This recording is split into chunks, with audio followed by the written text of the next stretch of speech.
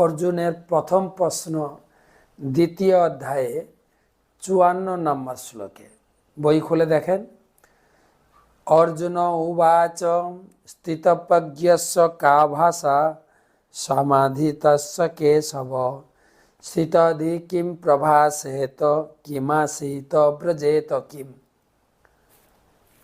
প্রশ্ন একটা, চারটা অন্তর্লক্ষণ, চারটা ভাগ।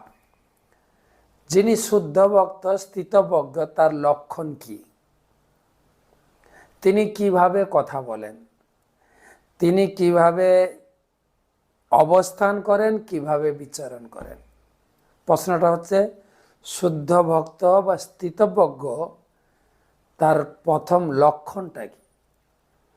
তো ভগবান উত্তর দিয়েছেন, প্রজাহাতি যথা কামান সর্বান পার্থ মনোগতা।